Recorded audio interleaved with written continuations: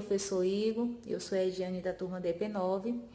O nosso grupo é composto pelo Jean Antunes, a Mirelle, a Luana, a Carla, o Edivaldo, o Marcelo, o Francisco Neto e o Alexandre. O tema que nós iremos abordar é de extrema relevância, que trata sobre o direito à vida, a interrupção da gravidez, o feto anencéfalo e a interrupção da gravidez no terceiro trimestre. Bem, pessoal, dando continuidade ao nosso trabalho, nós vamos falar um pouco sobre o direito à vida. O que vem a ser o direito à vida? O direito à vida, em nosso ordenamento jurídico, é um direito fundamental, que vem inclusive garantido em nossa Constituição, em seu artigo 5º. Vem contido nele como sendo uma cláusula pétrea. O sentido de direito à vida, ele vem a ser um sentido muito amplo, onde ele fala desde a vida, que pode vir desde a vida intrauterina, que é desde sua concepção, até a vida extrauterina. Então, a nossa tendência atual aqui no nosso país, o Brasil, tanto pelos juristas como por doutrinadores, é utilizar a doutrina concepcionista. O que vem ser a doutrina concepcionista? Nela trata que o direito à vida ele vai dar desde a fecundação, da nidação, da formação do sistema nervoso do feto. Então, desde que o feto é concebido, aquele fetozinho pequeno, aquele fetinho que está ali dentro da mulher, aquilo ali já tem o direito de nascer e que esse direito não pode ser interrompido, certo? Com isso, por isso que nós temos uma discussão muito grande no nosso país, a questão da legalização do aborto. Por quê? Porque a legalização do aborto, ele proibiria esse feto de nascer, ele proibiria a vida extrauterina daquele determinado feto, que seria uma interrupção desse direito à vida. Tendo como consequência isso, seria um crime, que é inclusive debatido em nosso direito penal. Bom, se falar de vida, né, ir além de mais ou menos 6 milhões de anos atrás, 4 milhões de anos atrás, desde quando a biologia ela se formou para que pudesse dar origem à vida, através de moléculas, e chegar até a criação do ser humano, né? Por isso que hoje, numa vida de Estado de Direito codificada, ela, em 80% da parte do direito, ela é assegurada como direito fundamental. A Constituição Federal ela está no artigo 5º, no caput da Constituição Federal, dando garantia a todo cidadão o direito à vida. Portanto, é algo que é sempre debatido por essa importância, né? E que o Estado tem o mínimo dever de nos garantir com as leis para que nós, seres humanos, no geral, a vida possa ter garantia, né? Enquanto aqui na Terra permanecer. Vamos lá. Eu irei falar sobre a interrupção da gravidez. Quais são as hipóteses permitidas pela nossa legislação de interrupção da gravidez, o chamado aborto permitido? O Código Penal, ele traz duas situações de aborto permitido. Lá no artigo 128, o aborto ele será permitido em 2 casos. O primeiro, quando o médico interrompeu a gravidez, quando não houver outro meio de salvar a vida da gestante. E o segundo caso, quando o médico interromper a gravidez, quando essa tem decorrido de estupro, e desde que haja o consentimento da gestante. Ou se há incapaz, precisa do seu representante legal.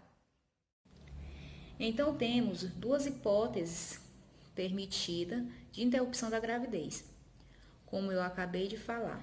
As duas hipóteses, né? O Código Penal fala especificamente do médico. O médico, ele poderá praticar o aborto em 2 casos. Primeiro, se a gravidez gerar risco de vida à gestante, é o chamado aborto terapêutico ou necessário. O médico ele vai praticar o aborto sem cometer crime algum, se não houver outro meio de salvar a vida da gestante. haverá a exclusão da ilicitude do comportamento do médico. O médico ele vai praticar fato típico, sim, porque ele interrompe a gravidez, mas por uma questão terapêutica, não havendo outro meio de salvar a vida da gestante, está o médico autorizado a praticar esse aborto. E a segunda hipótese, o chamado aborto sentimental ético ou humanitário, é quando a gestação ela decorre de um fato sexual não consentido. Se a gravidez tiver resultado de estupro e desde que a gestante consinta com a interrupção da gravidez, ou se a incapaz haja autorização do representante legal. Bom dia a todos e a todas. Meu nome é Luana, sou discente do curso Bacharel em Direito pela Faculdade 7 da turma DP9. Para iniciar a nossa discussão, eu trago alguns questionamentos. Os anencéfalos têm direito à vida? O aborto de fetos sem cérebro seria crime? Grávidas de fetos anencéfalos podem decidir por interromper a gestação com auxílio de uma assistência médica? Bem, considerando a importância do tema, em 2008, entidades se pronunciaram em audiência pública sobre a possibilidade de mulheres grávidas de fetos com malformação cerebral realizarem ou não antecipação terapêutica do parto. Foram 4 dias de intensos debates, nos quais falaram representantes do governo, especialistas em genéticos, entidades religiosas e da sociedade civil. De um lado, defensores do direito das mulheres de decidir sobre prosseguir ou não com a gravidez de bebês anencéfalos. Do outro, aqueles que acreditavam ser vida intocável, mesmo em se tratando de fetos sem cérebro. A matéria foi ao plenário da Corte em 11 de abril de 2012. Em seu voto, o ministro Marco Aurélio se referiu à questão como, abre aspas, uma das mais importantes analisadas pelo tribunal e ressaltou a importância do pronunciamento do Supremo, respaldado por dados da Mundial de Saúde. Abre aspas. Aborto é crime contra a vida? Tutela-se a vida em potencial. No caso do anencéfalo, não existe vida possível? Fecha aspas. Segundo o entendimento firmado pelo ministro Marco Aurélio, o feto sem cérebro, mesmo que biologicamente vivo, é juridicamente morto, não gozando de proteção jurídica e principalmente de proteção jurídico-penal. Abre aspas. Nesse contexto, a interrupção da gestão de feto anencefálico não configura crime contra a vida. Revela-se conduta atípica, fecha aspas, afirmou o relator. Adiante, para melhor o enfrentamento da questão, o ministro esclarece que a anencefalia consiste na malformação do tubo neural, caracterizando-se pela ausência parcial do encéfalo e do crânio, resultante de defeito no fechamento do tubo neural durante a formação embrionária. Em outras palavras, o anencéfalo seria um morto cerebral com batimento cardíaco e respiração. Com isso, Marco Aurélio, abre aspas, não há potencial de vida a ser protegido, de modo que falta a hipótese do suporte fádico exigido pela norma. Apenas o feto com capacidade potencial de ser pessoa pode ser passivo de aborto, fecha aspas, afirmava a Confederação. Desse modo, no dia 13 de abril de 2012, chegava ao fim no STF o julgamento de um dos mais importantes históricos casos que já apontaram na Corte Suprema, onde 8 ministros votaram que o aborto de feto sem cérebro não é crime e o STF julgou procedente a DPF 54 para declarar a inconstitucionalidade da interpretação, segundo a qual a interrupção desse tipo de gravidez é conduta tipificada nos artigos 124, 126, 128, inciso 1º e 2º do Código Penal. Eu sou da DP9, curso de Direito da Faculdade 7 de Teresina, Piauí. Hoje nós iremos falar sobre a anencefalia. O que vem ser a anencefalia? A anencefalia é uma má formação do cérebro durante a formação embrionária, que acontece entre o 16º e o 26º dia de gestação, caracterizada pela ausência total do encefalo e da caixa craniana do feto. Em 100% dos casos, o diagnóstico é dado por meio da ultrassonografia, sem margem de erro. O Brasil é o 4º país do mundo com maior prevalência dos nascimentos de bebês com anencefalia, ausência parcial ou total do cérebro. Segundo a OMS, Organização Mundial de Saúde, a incidência é de cerca de casos para 700 nascimentos. O primeiro lugar é ocupado pelo país de Gales, onde são registrados de 5 a 7 casos para 1000 nascimentos. Uma das medidas tomadas para a prevenção da anencefalia é o consumo de ácido fólico, uma vitamina do complexo B presente em vegetais como brócolis e folhas verdes, antes e no início da gestação. É a única forma de prevenir o problema, mas não é o suficiente para evitar todos os casos. A grande maioria dos bebês com anencefalia sobrevive por poucas horas ou dias após o nascimento. No entanto, como a lesão é variável, há casos em que a sobrevivência é maior. Como o tronco cerebral, parte mais próxima da medula espinhal, é pouco afetado, a criança apresenta funções vitais, como batimentos cardíacos e pressão arterial. Mas a atividade cerebral não existe. É daí... Aluno da Faculdade 7, da turma DP9, cursando o 3º período do curso de Direito. Hoje vamos falar sobre o feto anencefálico, um pouco também sobre o contexto histórico e o que diz a lei e o STF, no artigo 128 do Decreto de Lei 2.888. O grego Aristóteles, que defendia que o aborto poderia ser permitido até o 40º dia da gestação. Essa teoria sobreviveu ao cristianismo adentro, até o ano de 1588, quando o Papa Sito V condenou a interrupção da gravidez sob pena de comunhão. Aí nascia a condenação do Vaticano ao aborto. Já o sucessor de Sito V, Gregório IX, voltou atrás da lei e determinou que o embrião não formado não poderia ser considerado ser humano e, portanto, abortar era diferente de cometer homicídio. Essa visão perdurou até 1869, no papado de Pio IX, quando a igreja novamente mudou de posição, decidiu que o correto seria não cometer o risco e proteger o ser humano. Atual, histórico de hoje, o Supremo Tribunal Federal decidiu que a interrupção da gravidez de feto anencefálico não pode ser chamado de aborto. Na prática, os ministros descriminalizaram o ato de colocar, enfim, a gravidez nos casos de que o feto não tem o cérebro. A parte vital dele não quer alguns ministros, ou seja, alguns ministros chamaram de, abre aspas, o julgamento mais importante de toda a história da corte, fecha aspas. Decidiram que médicos que fazem a cirurgia e a gestante que decide interromper a gravidez não comete qualquer espécie de crime. Para os 7 dos 10 ministros que participaram do julgamento, não se trata de aborto, porque não há possibilidade de vida do feto fora do útero.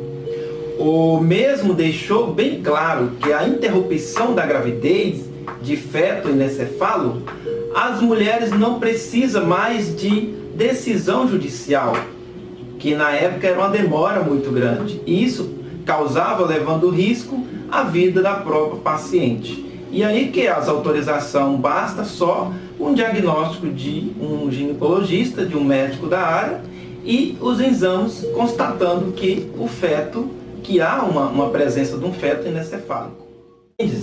voltou pela a descriminalização da prática para o ministro. O aborto de feto anencefalo pode ser encaixar nas hipóteses de exceção prevista no Código Penal, que não é considerado crime. Nesses casos, se encaixa na regra que possibilita o aborto em caso de risco à saúde da mãe, que é o artigo 128, inciso 1, que traz a temática do direito, aonde fala que a mãe, ao correr risco de morte, ela pode cometer um aborto. O ministro Marco Aurélio, a interrupção voluntária da gestação não deve ser criminalizada, pelo menos durante o primeiro período trimestre da gestação. Durante esse período, o córtex cerebral, que permite que o feto desenvolva sentimentos, racionalidade, ainda não foi formado, nem há qualquer potencialidade de vida fora do útero materno. Ele trouxe dados sobre a anencefalia no Brasil. De acordo com ele, o juiz já autorizava a interrupção de 3.000 fetos anencefálicos no país. Já existem sentenças já legalizando esse tipo de aborto, já era feito mesmo antes do STF decidir que não seria mais crime. Causa risco de morte e muitas vezes a saúde da gestante. Nós temos aí o Thomas Gallop, médico ginecologista obstetra da Faculdade FMJ.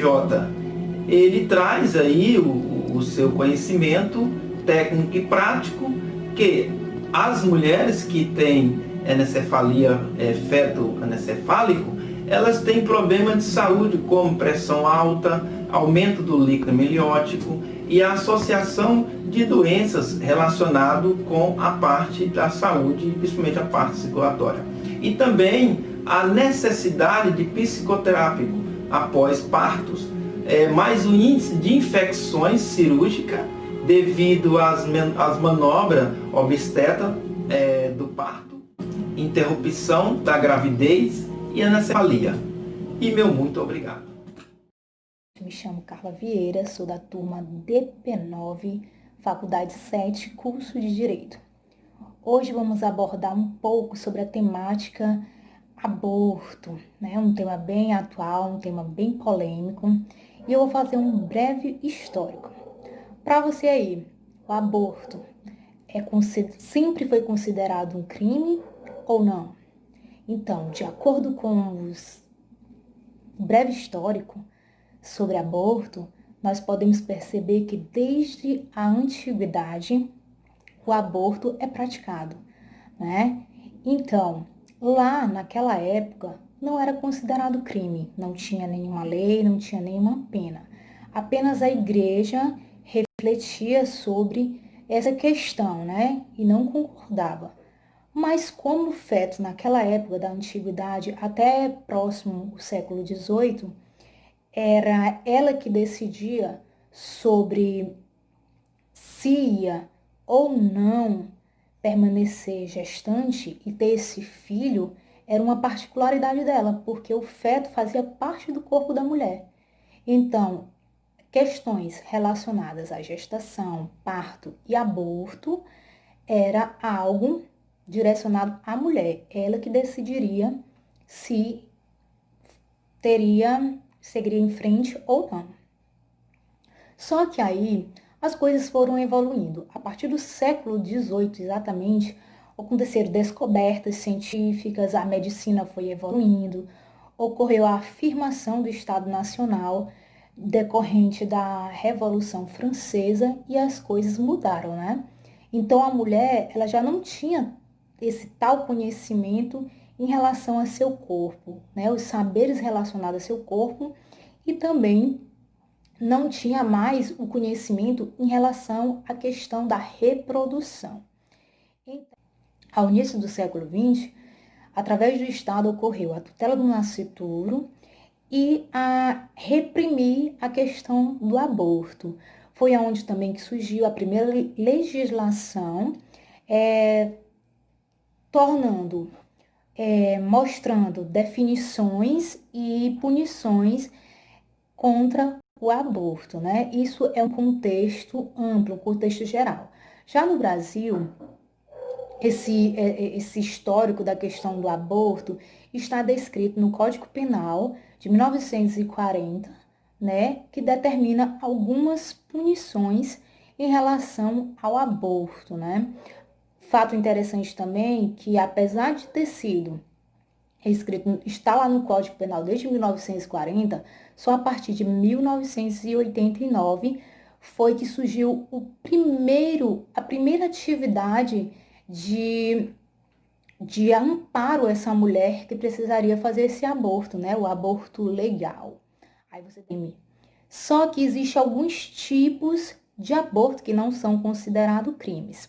Os tipos de aborto que não são considerados crimes são o aborto espontâneo, por exemplo.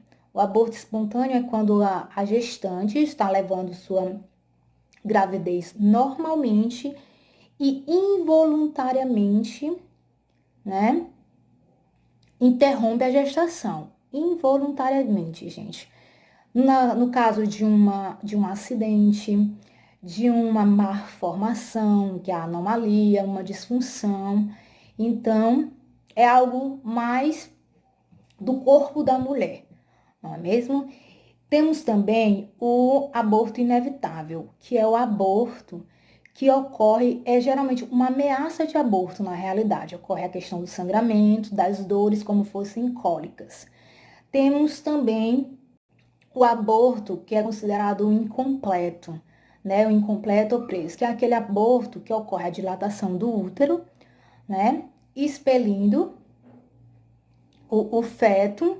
Alguns deles, o incompleto, ele não expele, o feto apenas perde a vida, né? Tem que fazer o procedimento médico. E questão dos tipos de aborto, nós temos o aborto inevitável, que é quando ocorre a dilatação do útero e ocorre a expulsão do conteúdo, que é o feto, né? Com dores fortes e hemorragias. E, por fim, nós temos o aborto provocado.